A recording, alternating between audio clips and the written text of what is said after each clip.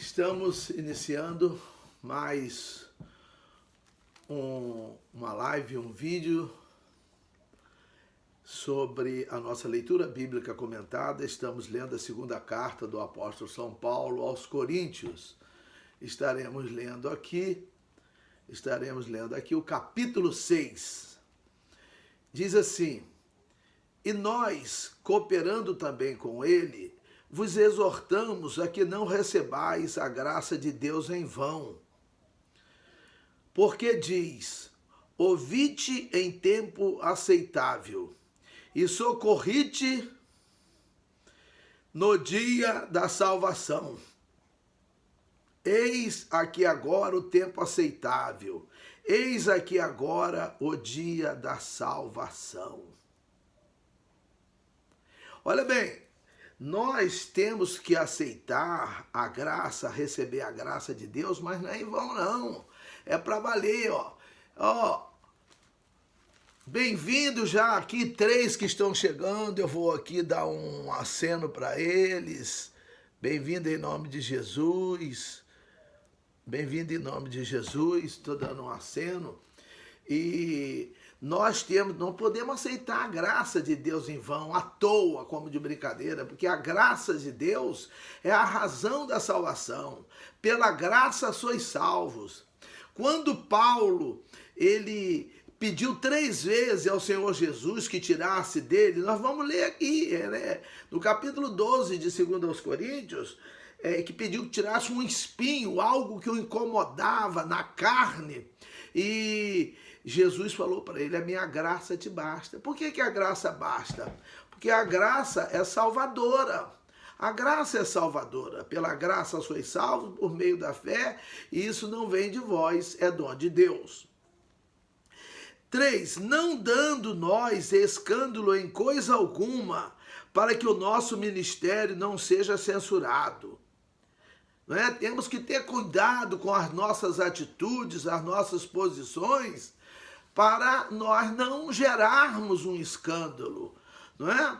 Nós não podemos gerar para não sermos censurados, porque se eu gerar um escândalo, eu vou ser censurado, tá? E isso compromete o nosso ministério. Pessoas passam a não acreditar na palavra de Deus que eu falar, porque eu, às vezes, provoco uma certa situação que faz com que aquela pessoa fique escandalizada, não é? Há muitas maneiras, né? Tudo tem que ter muito cuidado, né? Uma coisa que mexe muito com as pessoas que vão a igrejas, que estão novos convertidos, começando a querer compreender as coisas de Deus, é a pedição de dinheiro na igreja. A pessoa fica...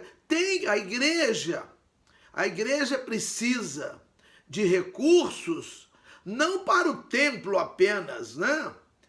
O templo está em segundo lugar. Primeiro lugar é quem está dentro do templo, as pessoas. Porque ali pode ter uma viúva, pode ter um órfão, pode ter um estrangeiro, um necessitado. E não só dali, mas do que nós tomarmos conhecimento, porque a salvação, ela é para todos. A salvação não é só para quem está dentro da igreja. Muita gente pensa que o compromisso é só ali. É claro que em Gálatas 6,10 diz que enquanto temos tempo, procuremos fazer o bem a todos, principalmente aos domésticos da fé. Então, primeiro os domésticos estão ali, mas tem irmão nosso que não tem roupa, que não come direito. A igreja tem que cadastrar, tem que cuidar primeiro do necessitado. Antes de colocar uma coisa bonita para enfeitar a igreja, cuidar da pessoa que está ali. A finalidade, se a igreja for muito bonita, eu já visitei muitos templos bonitos, principalmente na Europa, não é? Mas não tem ninguém dentro da igreja. Não tem ninguém. Não tem nem um membro, bem-vindo aqui, mais outra pessoa, bem-vindo em nome de Jesus. Então, O que adianta aquele templo bonito, suntuoso? Não, precisa que haja bem-vinda a outros aqui, ó. É preciso cuidar de quem está dentro da igreja. Tem gente que vai a um culto às vezes com fome, porque não jantou, não almoçou, não tomou um café da manhã, não é? Nós que somos privilegiados, nós vamos cooperar com dízimos e com ofertas para que sejam atendidos aqueles que estão em necessidade primeiro. Não adianta, eu fui na França, num templo de 5 andares, tinha rádio, tinha tudo, mas eu não sei o que eles fizeram. Lá já deve ter tido. A casa pastoral atrás tinha 5 andares, alojamentos, muita coisa. Mas agora está com 10 membros. Está com 10 membros, mas já deve ter tido mais. Mas por quê? Não souberam cuidar. E, gente, eu tenho certeza de que se nós cooperarmos com os nossos dízimos, nossas ofertas, todos nós, que também o ministério, né? Aqueles que estão à frente do trabalho, pastores, evangelistas, presbíteros, diáconos, cooperadores, eles também contribuem com o dízimo e a oferta. Agora, se nós dermos certinho e usarmos certinho, principalmente atendendo os nossos irmãos e as pessoas nas nossas necessidades, nas necessidades delas, Deus vai prover a igreja de recursos. Foi assim que aconteceu com Elias, quando foi na casa da viúva de Sarepta. Foi assim quando aquela viúva do capítulo 4 do segundo livro dos Reis, ela reclama com o profeta Eliseu, que os filhos dela iriam ser tomados por causa de débito que o falecido marido dela havia deixado. Então, meus irmãos, nós precisamos assistir as pessoas necessitadas. Um grande exemplo de quem assiste as pessoas necessitadas que até agora, os vicentinos da Igreja Católica, os espíritas. Os espíritas atendem as pessoas com cobertores, com alimento, os vicentinos também. E também, olha bem, tem até clínica, com médico, com dentista, com tudo. Aqui nos Estados Unidos, a igreja que o sogro da minha filha vai, é uma igreja que tem 500 membros, 400 membros, tem escola maternal, tem escola fundamental, tem ensino médio, tem a high school, tem tudo. Como é que pode uma igreja com essa quantidade de pessoas fazer isso? É milagre, é Deus que provê isso. Está sendo bem administrado. Tem gente que fala, mas eu administro bem. Por exemplo, nosso campo, que compreende Americana, Santa Bárbara e Nova Odessa, tem 12 mil membros e nós não temos isso. Nós não temos. Não é verdade? Então, o daqui, com 400, 500 pessoas, tem isso tudo.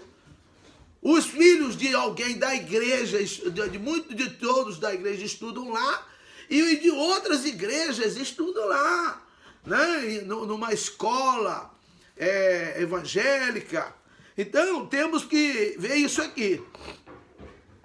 4. Antes, como ministros de Deus, tornando-nos recomendáveis em tudo, na muita paciência, nas aflições, nas necessidades, nas angústias, nos açoites, nas prisões, nos tumultos, nos trabalhos, nas vigílias, nos jejuns, na pureza da ciência, na longanimidade, na benignidade, no Espírito Santo, no amor não fingido, na palavra da verdade, no poder de Deus, pelas armas da justiça à direita e à esquerda, por honra e por desonra, por infâmia e por boa fama, como enganadores e sendo verdadeiros, como desconhecidos, mas sendo bem conhecidos, como morrendo e eis que vivemos, como castigados e não mortos, como contristados, mas sempre alegres, como pobres, mas enriquecendo a muitos, como nada tendo e possuindo tudo. Olha as qualificações, que ser ministro, a palavra ministro vem do latim, ministro que quer dizer auxiliar. É um auxiliar, é um ajudante. Um ajudante de pedreiro, um ajudante de carpinteiro é um ministro.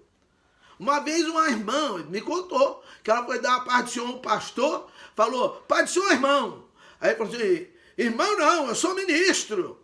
Ministro é ajudante, irmão é muito maior. Chamar uma pessoa de irmão, nós somos co-herdeiros em Cristo se estivermos com Ele e nele. Então nós somos irmãos. Irmãos é muito mais. Falar irmão só de boca não adianta nada não. Pai do senhor, irmão. Né? Que tem irmão que quer que o outro tenha 8 olhos. Aí a pessoa, para enxergar melhor? Não, para ele furar. Que ele furar só 2 ele acha pouco. Então nós temos que tomar cuidado.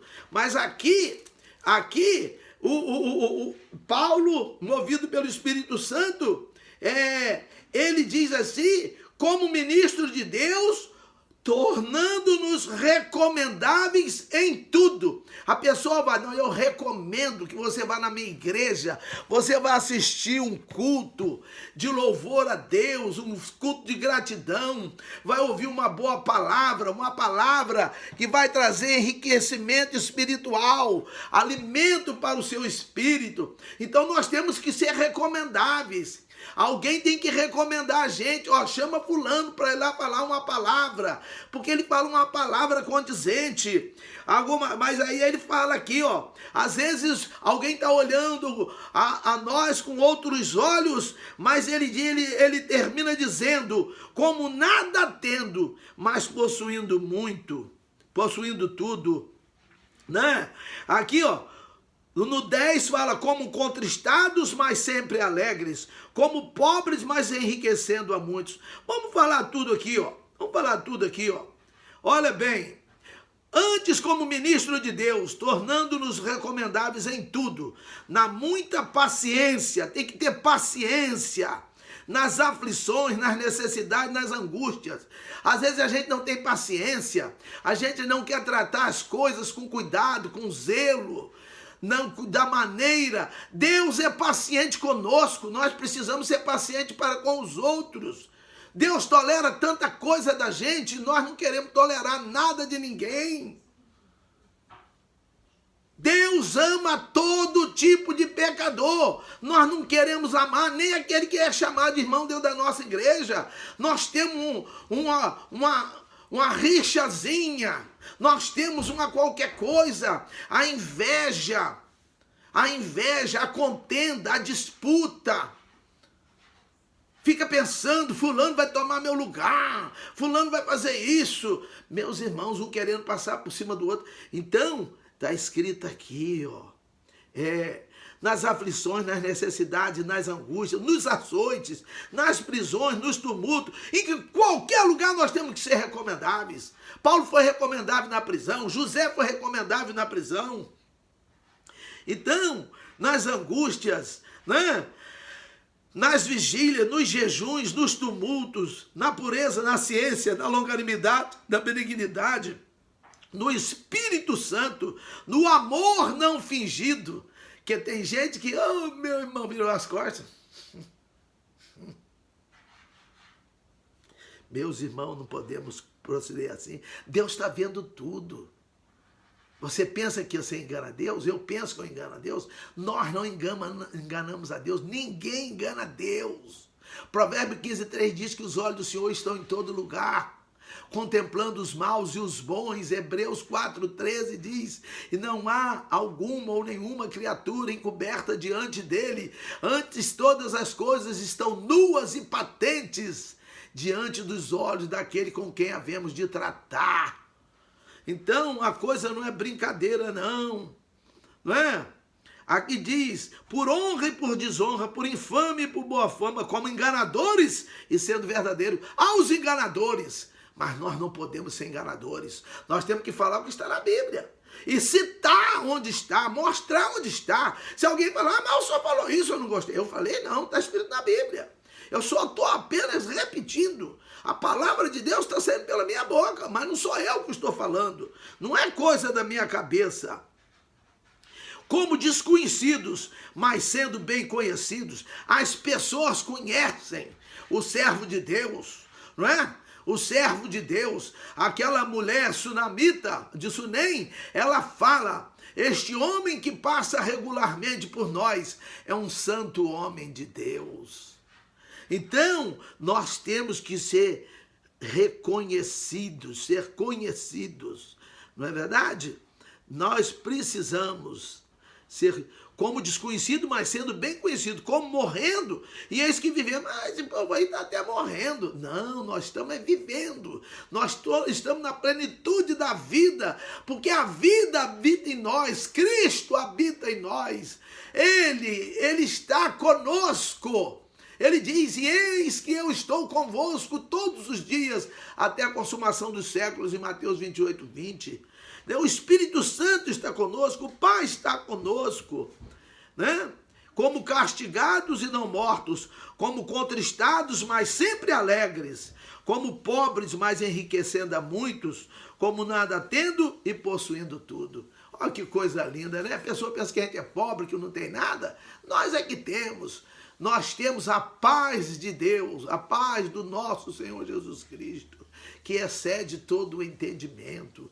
Ele disse lá em João 14, 27, deixo-vos a paz, a minha paz vos dou, não vou lá dou como o mundo a dá, não se turbe o vosso coração e nem se atemorize. Ele fala em João 16, 33, digo-vos isto para que em mim tenhais paz, no mundo tereis aflições, mas tende bom ânimo, eu venci o mundo. Então, meus irmãos, nós estamos cobertos da paz do Senhor. Então a pessoa pensa que a gente está ali, largadinho, contristado, mas nós estamos alegres. Como pobres, mas enriquecendo a muitos, enriquecendo com a palavra.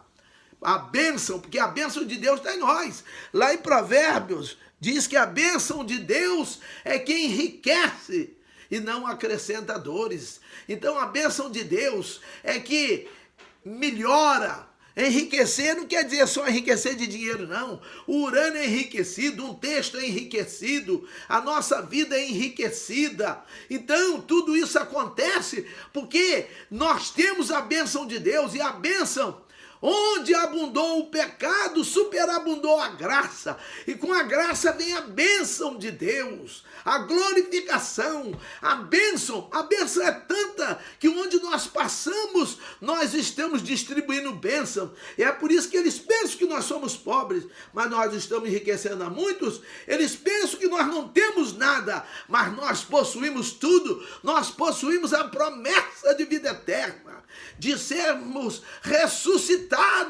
por aquele que foi ressuscitado. Meus irmãos, meus amados, atentemos para isto. E ele diz aqui no versículo 11, ó Coríntios, a nossa boca está aberta para vós, o nosso coração está dilatado. A boca para falar, o coração aberto, porque no coração é que se guarda a palavra. Salmo 119, 11 diz, guardei a tua palavra no meu coração, para eu não pecar contra ti. E a boca está dilatada, porque em Mateus 12, 34 diz que da abundância do coração fala a boca, sai pela boca. Então, se no seu coração está a palavra de Deus guardada, ela vai sair pela sua boca. E as pessoas, qualquer pessoa, pode dizer-se ateu, pode dizer-se contra Deus, isso ou aquilo, mas essa pessoa, ouvindo a palavra de Deus, a palavra entrará nela.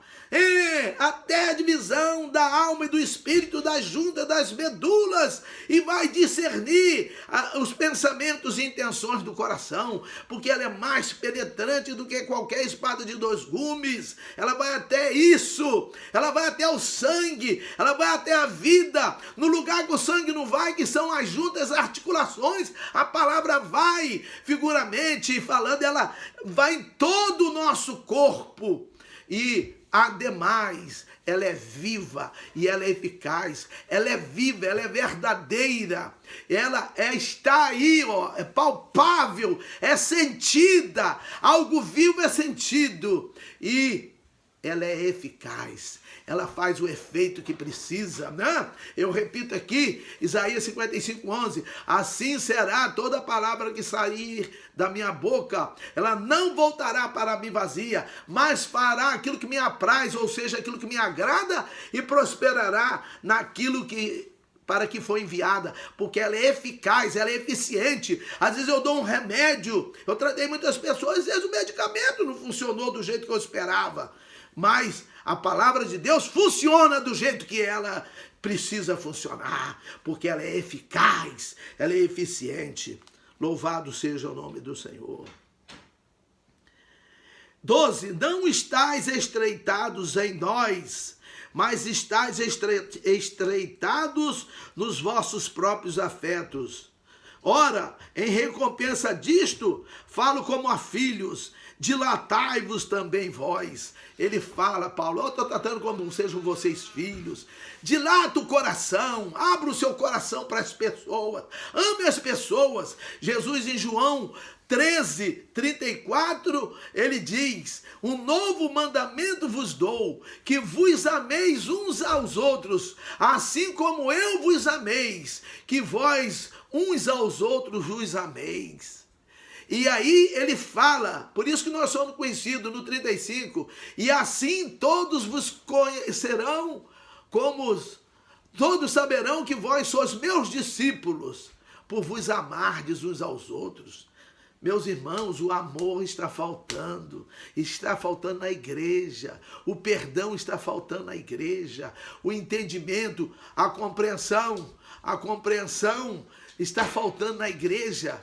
Por isso que a igreja precisa, igual diz 2 Pedro 3,18, o último versículo da segunda carta de Pedro diz, antes crescei na graça e no conhecimento de nosso Senhor Jesus Cristo. E as igrejas às vezes não têm conhecimento, e aí os membros vão se perdendo, porque a falta de conhecimento destrói. Oséias 4:6 diz, o meu povo foi destruído porque lhe faltou conhecimento. Como rejeitaste o conhecimento, eu também te rejeitarei, para que não seja sacerdote diante de mim. Mais gente chegando aqui, bem-vindo em nome de Jesus. Então, olha bem, quem rejeita o conhecimento, tem gente na igreja que rejeita o conhecimento, que não quer o conhecimento da Bíblia. E aí, consequências desagradáveis virão. É igual Gálatas 6:7. O que se planta é o que se colhe. O que se planta com cuidado, com zelo, com amor, com carinho, com perdão, com santificação, que se planta com piedade, com misericórdia, vai colher da mesma maneira. Mas o que se planta com ódio, com inveja, com porfias, com emulações, que se planta com discórdia, que se planta com essas coisas que Deus não se agrada, antes ele abomina essas coisas, assim vai ser a colheita. Bem-vindo mais alguém aqui, eu não estou conseguindo ler porque está um pouco escuro, mas então ele manda que também os coríntios abram, dilatem os seus corações, deixe a palavra crescer, encher o seu coração para sair pela boca. 14. Não vos prendais a um jugo desigual com os infiéis, porque que sociedade tem a justiça com a injustiça? E que comunhão tem a luz com as trevas? Então, eu não posso praticar as mesmas coisas, estar aqui. Não vos prendais a um jugo desigual com os infiéis. Quem não é fiel, quem não é fiel à palavra, quem não é, o quê? Olha bem, em 1 Timóteo 5:8 diz, aquele que não tem cuidado dos seus, principalmente dos da sua família, negou a fé e é pior do que o infiel. Então é um fiel que passa a ser pior do que o infiel. Então eu não posso comungar com as coisas do mundo. Isso está escrito lá em Romanos 12:2, e não vos conformeis com este mundo, mas transformais-o pela renovação do vosso entendimento, para que experimenteis qual seja a boa, agradável e perfeita vontade de Deus. Então, é isso aí, esse jugo desigual é isso. Porque que sociedade tem a justiça com a injustiça? E que comunhão tem a luz com as trevas? Aí tem gente que interpreta isso errado. Porque vocês querem ver aqui, em 1 Coríntios 5, de 9 a 11, olha o que fala 1 Coríntios 5, de 9 a 11. Eu já li, mas não é por demais ler de novo, não. O 9 a 11 diz assim: já por carta, 5, 1 Coríntios 5, 9 a 11. Já por carta vos tenho escrito que não vos associeis com os que se prostituem. Prostituição não é só falando de coisa sexual, não. Prostituição, se eu olhar no dicionário, é quem se vende. É quem se vende. Um bajulador é um vendido. Ele não tem opinião própria. Ou uma bajuladora também não tem opinião própria. A pessoa que se vende, ela vale menos do que aquele valor que foi pago para ela. Então, os que se prostituem, prostituir é vender. Chama-se às vezes lá de prostituído porque é vender o corpo, né? Vende ali por um momento, por um preço para ser usado. Prostituir é isso, é vender-se, é abrir mão dos preceitos, dos estatutos, das leis e fazer o que o outro manda a troco de alguma coisa. Isso é prostituir-se. Mas ele disse aqui, isso no 10, isto não quer dizer absolutamente com os devassos desse mundo, com os avarentos, ou roubadores, ou os idólatras, porque então vos seria necessário sair do mundo. Se eu não tiver que tratar com ninguém trambiqueiro, atrapalhado, devasso, roubador, avarento, e etc, idólatra, etc., eu tenho que sair do mundo. Eu vou entrar no avião, tenho que saber se todo mundo ali é servo de Deus. Se não for, eu vou descer do avião. No metrô, no trem, no ônibus, ou na padaria, em algum lugar. Não, ele não está falando desse aqui, senão tem que sair do mundo. Aí no 11 ele esclarece: mas agora vos escrevi que não vos associeis com aquele que, dizendo-se irmão, falando irmão, a paz do Senhor, graça e paz, essa pessoa que fala isso e que for devasso, avarento, idólatra, maldizente ou beberrão ou roubador, com o tal nem ainda comais. Não é nem para comer com uma pessoa dessa. Entendeu? Então o que é julgo desigual? Julgo desigual é isso. Julgo desigual é isso aí. 15. E que concórdia há entre Cristo e Belial? Ou que parte tem o fiel com o infiel?